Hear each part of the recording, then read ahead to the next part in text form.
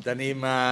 l'ocasió i l'oportunitat i la satisfacció de presentar una nova edició del cicle de seminaris de Reinventa, Transforma i Crea, que des de la Comissió de Noves Empreses i des de la nostra oficina de creació d'empreses, doncs una vegada més hem estructurat amb col·laboració d'altres entitats i amb la capacitat que hem tingut com uns altres anys, on hem tingut gent d'entitats importants, de companyies importants i persones com Roca Salvatella, com companyies com, no sé, Mango, com Ulabooks i molts altres. Doncs aquest cicle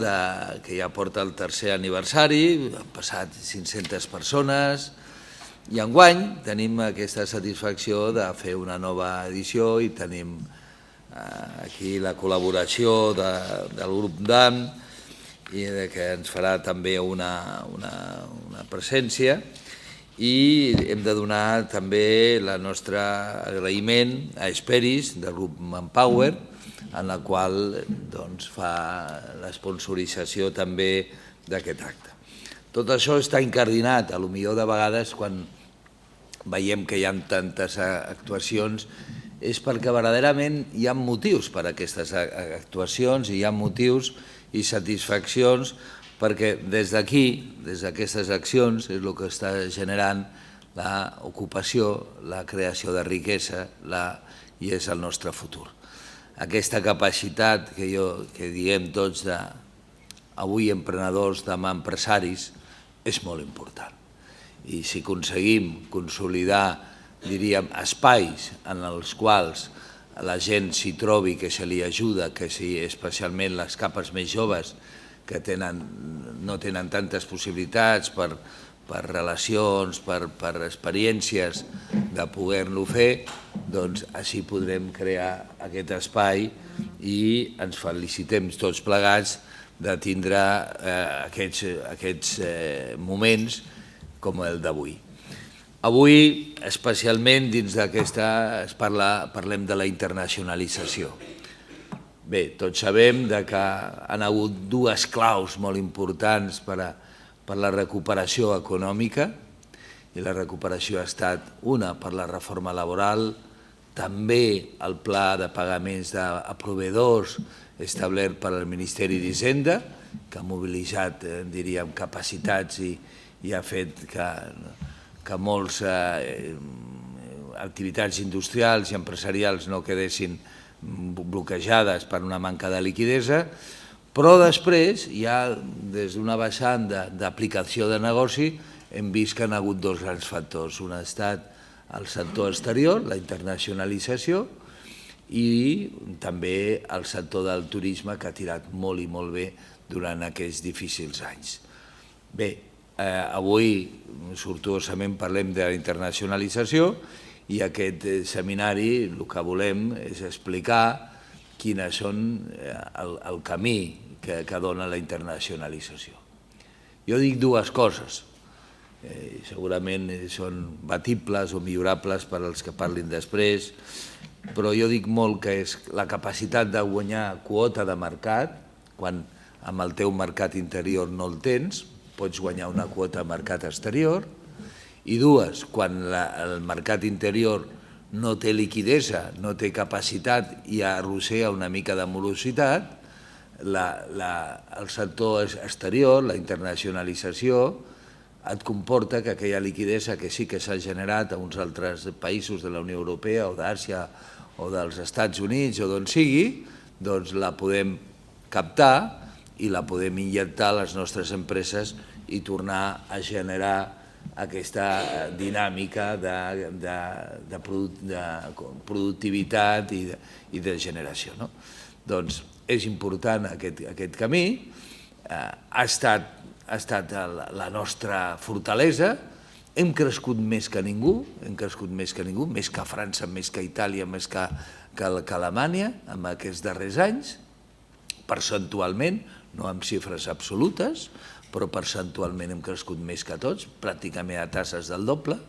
El novembre ha sigut una mica més flux, és cert, el novembre hem baixat un punt les nostres exportacions, però de totes maneres tenim un còmputo d'any en el qual fins i tot es veu molt bé, molt clarament, en la balança comercial que tenim, que tindrà històricament Espanya tenia una balança comercial molt i molt negativa i deficitària per la diferència del saldo entre import-export, doncs ha quedat amb un cert dèficit, però un dèficit molt equilibrat que segurament el proper any, l'any 14, el podrem fins i tot igualar. Bé, no voldria allargar-m'hi més, voldria que la Marta Martí ens expliqués alguna cosa més en més detall del cicle i felicitar-nos i estar tots agraïts i satisfets d'aquestes actuacions que també tenen unes altres, diríem, sinergies i unes altres creen i generen un teixit d'interessos i d'activitat que al final és el que fa que nosaltres, els nostres dos reptes, que són la generació de riquesa per retribuir a l'accionista i pagar impostos per contribuir al nostre estat de benestar i dos,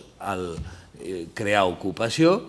compleixin aquestes fites, que és el nostre compromís social, la creació d'ocupació, i això és el que ens distingeix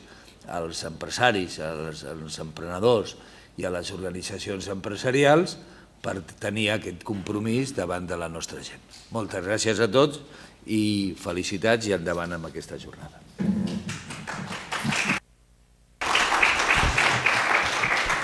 Gràcies, president. Jo primer, pels que no coneixeu el cicle i els que no coneixeu la Comissió de Noves Empreses, m'agradaria contextualitzar-ho en aquesta casa. Crec que és important posar sobre la taula que una patronal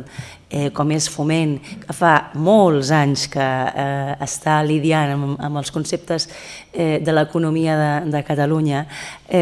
apostés per incorporar sang nova, incorporar realitat de mercat dins de l'organització. Això és una aposta que no totes les organitzacions patronals han fet en l'estat espanyol. I Catalunya ha estat pionera en això, és tan pionera que després també hem empès a la COE a fer-ho. Per tant, jo crec que això val la pena que ho sapigueu, que aquí hem sigut bastant innovadors, tenint en compte una estructura molt clàssica i una estructura de molts anys. Per què vam plantejar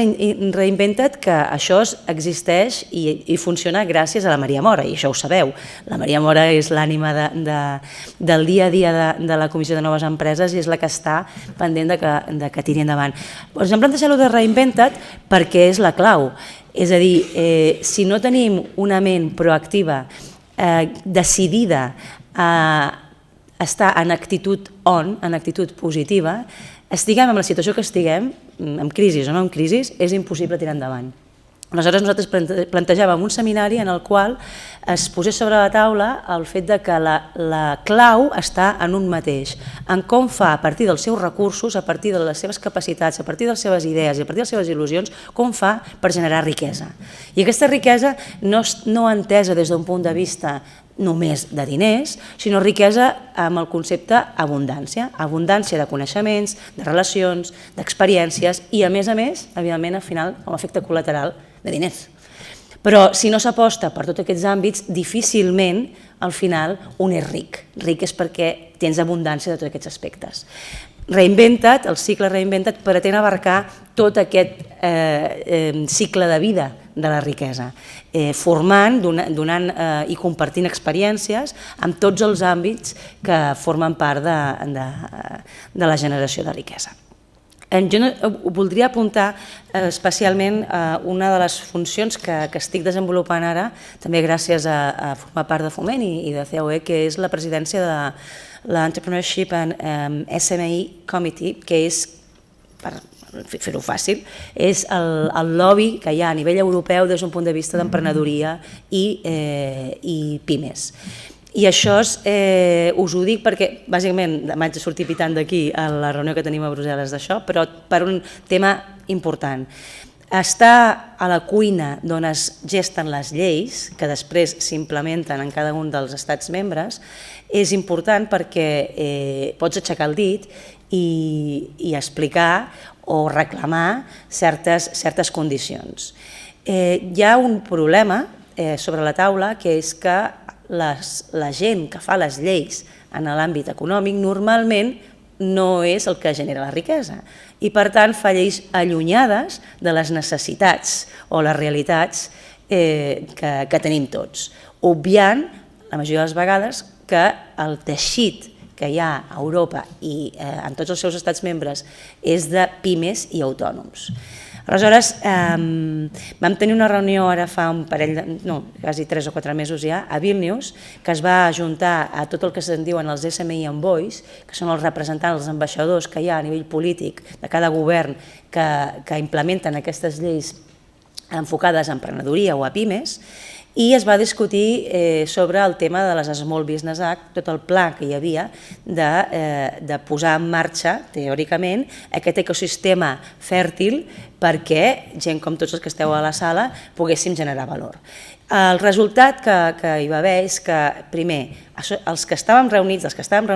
un 2-3% érem emprenedors empresaris. La resta eren tècnics, per la qual cosa difícilment tenien pols de realitat.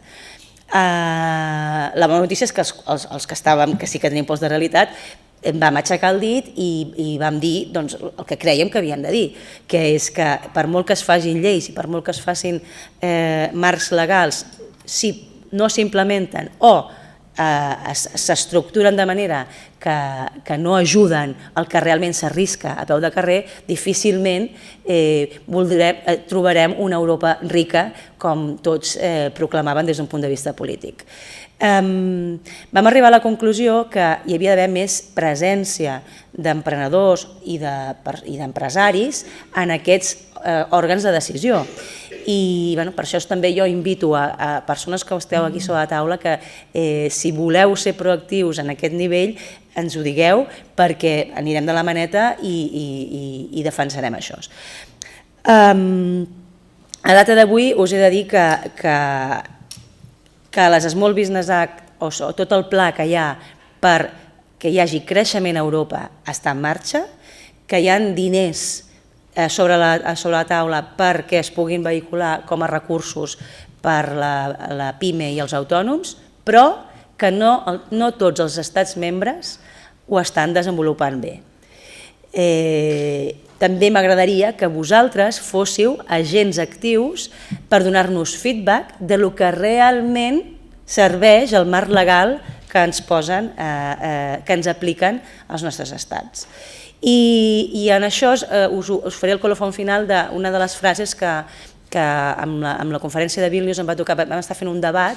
a 4 bandes en el que es plantejava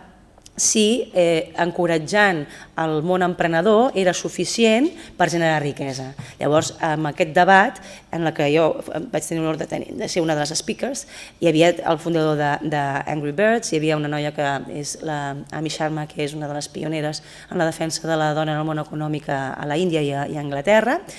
un professor de Dublín, especialista també en això, i jo mateixa. Aleshores, estan discutint aquest tema. I el que en el meu cas vaig plantejar és que està molt bé que hi hagi llavors, i és molt necessari que hi hagi llavors amb moltes capacitats, és a dir, persones amb skills, i ho dic perquè aquí Experis és especialista en aquest àmbit, és molt necessari que hi hagi moltes persones amb aquestes capacitats. Però si aquestes llavors resulta que es col·loquen en deserts, en bancs de sorra, no serveix per res, perquè la llavor no fertilitza. Per tant, és molt necessària la llavor, d'acord que hi pot haver, per casualitat, ecosistemes que per generació espontània puguin fer que floreixi alguna d'aquestes llavoretes. També és veritat que pot haver petits oasis a Europa en els quals es generi aquesta fertilitat, evidentment hi pot existir, diuen que Alemanya ho havia estat fins ara, però De què es tracta quan estem parlant d'Europa o dels Estats Units d'Europa? Es tracta de que tota Europa sigui un ecosistema fèrtil. Aleshores vaig plantejar el concepte d'estats jardiners, garden estates, que el que facin és fer unes grans jardineres perquè la sorra estigui ben col·locada allà i quan hi plantis les llavors, quan aquestes llavors estan ben en un terreny ben acotat i en un terreny en el qual quan li poses aigua es queda allà, aigua igual a diners, injecció d'inversió, etc., és molt més fàcil que tota aquesta jardinera floreixi de manera homogènia i sostenible en el temps. Aleshores, aquesta aposta per estat jardiners, garden estates, el que venia a dir és, per favor, estats membres, posem-nos d'acord amb les regles del joc per poder generar riquesa. Posem-nos d'acord amb el punt bàsic que fa falta perquè hi hagi creixement.